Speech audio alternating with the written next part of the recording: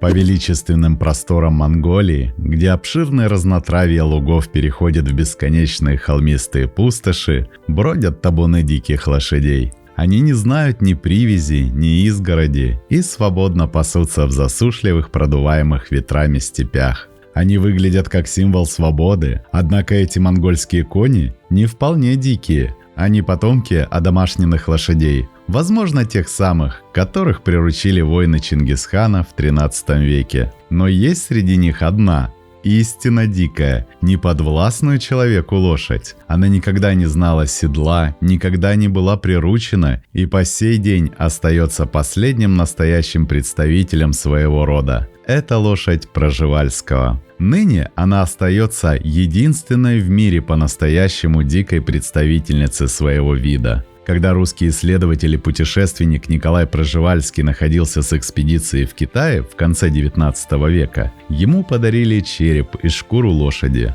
Путем зоологических исследований удалось установить, что это останки дикой лошади, которая была названа по имени Пржевальского. Монголы называли эту лошадь Тахи, что означает «дух». Они считают лошадей Пржевальского несущими богам послания. Они священны для местных людей и имеют для них символическое значение. Убийство лошади табу. У этих животных короткое мускулистое туловище. Они меньше по размеру, чем большинство домашних лошадей. Окрас варьируется от коричневого до серовато-коричневого или песочного с более светлым подбрюшьем. И темная полоса тянется вдоль спины от гривы до черного хвоста. В отличие от домашних лошадей, у них короткая стоящая грива, напоминающая ирокез. Лошадь Пржевальского не стадное животное. Она живет небольшими группами, до 15 особей, где главным является не жеребец, а опытная кобыла. Самцы защищают гарем и территорию,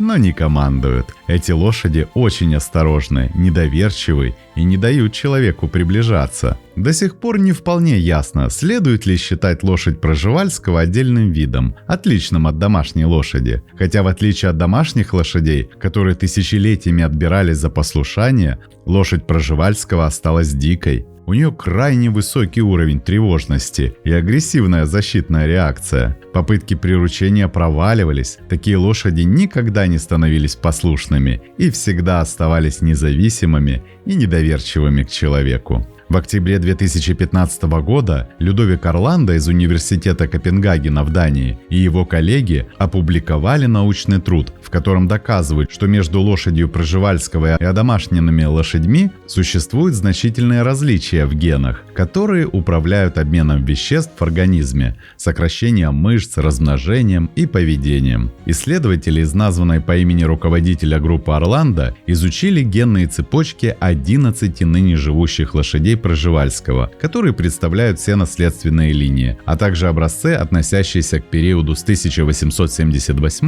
по 1929 год. Хотя геном лошади Пржевальского отличается от наследственного материала домашних лошадей, две эти группы животных начали развиваться каждая своим отдельным путем 45 тысяч лет назад. Если лошади Пржевальского на самом деле представляют собой отдельный вид, он очень молод с точки зрения эволюции. А в течение нескольких десятилетий казалось, что и его история будет краткой. В конце 18 века табуны лошадей Пржевальского кочевали на просторах степей России, Казахстана, Монголии и Китая. Однако в течение нескольких последующих десятилетий численность поголовья стала быстро сокращаться в силу сочетания различных факторов. Это и охота, суровые зимы и освоение земель людьми. Ученые в последний раз наблюдали лошадь Пржевальского в 1969 году в Джунгарской пустыне, части пустыни Гоби. Старые табунщики рассказывали, что видели этих лошадей позже, однако к концу 70-х годов они полностью исчезли. В результате Международный союз охраны природы внес лошадь Пржевальского в Красную книгу в качестве вида, исчезнувшего в дикой природе.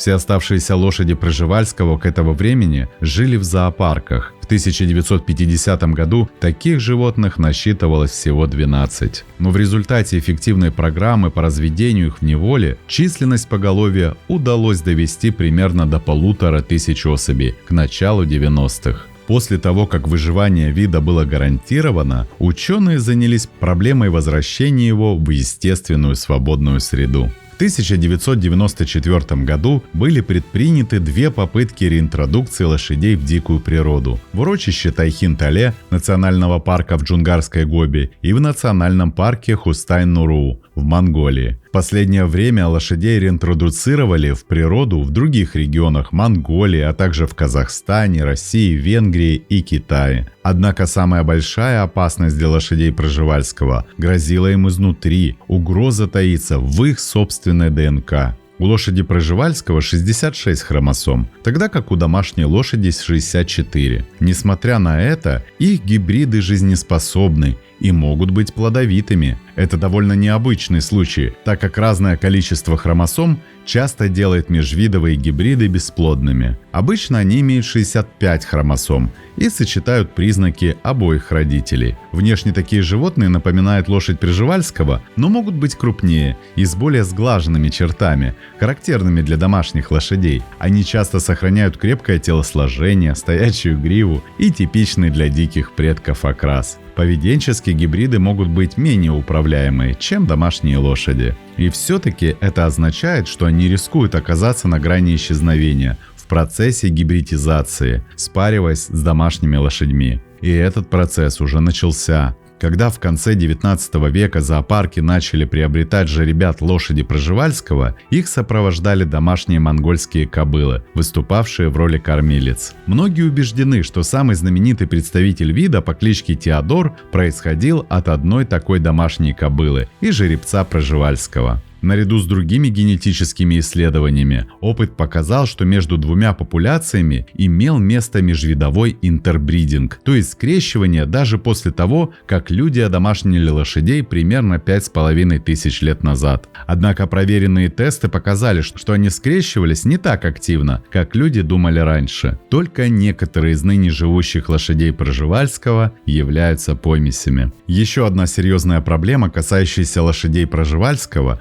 заключается в том, что их нынешняя популяция ведет свою родословную всего лишь от 12 особей. Риск заключается в возможности спаривания лошадей с близкими родственниками, в результате чего каждая особь обладает многочисленными копиями вредных генов, а следовательно больше предрасположена к генетическим заболеваниям. И сейчас на нескольких участках в Монголии живет 350 реинтродуцированных лошадей. Реинтродукция, проводившаяся до сих пор, была настолько успешна, что МСОП переквалифицировал лошадей Пржевальского из вида исчезнувшего в дикой природе в категорию, находящейся в опасности. С учетом древней истории взаимоотношений монголов с лошадьми и их глубоких знаний обо всем, что связано с этими животными, можно не сомневаться, что местные специалисты станут лучшими из всех возможных опекунов. Оказавшись некогда на грани исчезновения, лошади Пржевальского понемногу восстанавливают свою численность, но будущее этих животных все еще не выглядит гарантированно светлым. Тем не менее, сегодня лошадь Пржевальского – один из главных успехов природоохранных программ. Из нескольких десятков животных в зоопарках по состоянию на 2021 год мировая популяция лошади насчитывала около 3000 особей.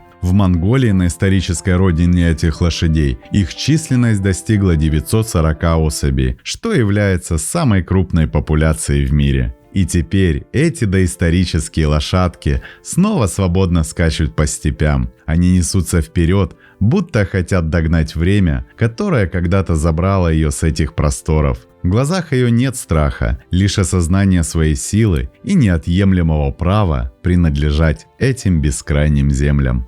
Для тех, кто долгое время с нами и кто хочет поддержать развитие канала, может перейти на платформы Boosty и Patreon по ссылкам в описании. Там видео будет появляться раньше и без рекламы, а возможно и видео, которых не будет на платформе YouTube. Надеемся, что вы цените наш труд. Спасибо, что посмотрели этот ролик. Не забывайте ставить лайки, писать комментарии о том, какое бы животное вы хотели бы увидеть в следующем видео, и делиться этим видео с друзьями. Это очень помогает развитию нашего небольшого сообщества. Подписывайтесь на наши паблики по ссылкам в описании к видео. Там много интересного. С вами канал о животных ЗУ. Мы собираем большую видеоэнциклопедию про все виды животных планеты. Любите природу вместе с нами. До скорых встреч!